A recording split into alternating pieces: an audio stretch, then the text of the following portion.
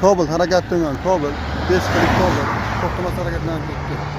2026-yil 17-yanvar kuni Denov tumani M41 yo'lida harakat xavfsizligini ta'minlab turgan vaqtimizda Cobalt rusumi davlat raqamidagi 75T 524 Z avtomobil haydovchisi yo'l harakati qoidasini 86-bandini buzib, ya'ni transportlarni qo'yib o'tdi. 320 yo'l belgisiga amal qilmasdan va qarama-qarshilarga chiqib harakatlangani uchun haydovchiga to'xtash ishorasini berganimizda haydovchi qonuniy talabini to'xtamasdan harakatlanib ketdi. Haydovchini to'xtatib oldi, ya'ni sherigimga ratsiya bilan aloqa uchun haydovchini to'xtatdi. Hurmatli haydovchi, nima sababdan bo'ysunmasdan harakatlanib ketdingiz? Shoshib qoldi. Qolgan haydovchilarga nima deb maslahat berasiz? Qoidalarni buzmasdan yurishni maslahat beraman, shoshmasdan. Yo'l harakati qoidasining 39-moddasi. Ya'ni men to'xtash yo'lini amal qilmaysiz. Ma'muriy javobgarlik to'g'risidagi kodeksning 128.9-moddasi ma'muriy javobgarlik to'g'risidagi kodeksning 194-moddalarini bayonnoma rasmiylashtirib, avtomashinalarni vaqtinchalik saqlashni jarima e'lon qo'yish.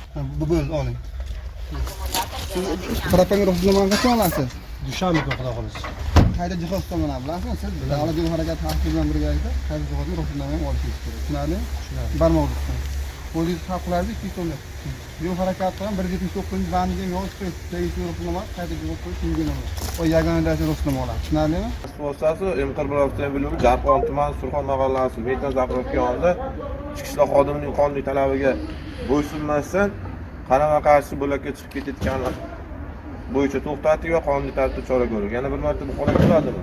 Xodimlarning qonuniy talabiga bo'ysunasizmi? Qoidalarga amal qilasizmi, hurmatli haydovchi? Nima degan bo'ladi siz o'zingiz yo'shigan haydovchilarga? Ikkinchi bor ish taqdirlamasdan harakat qilaman. Qonunni buzmaslikka, odamlarga to'g'ri yo'lda yurishni maslahat beraman.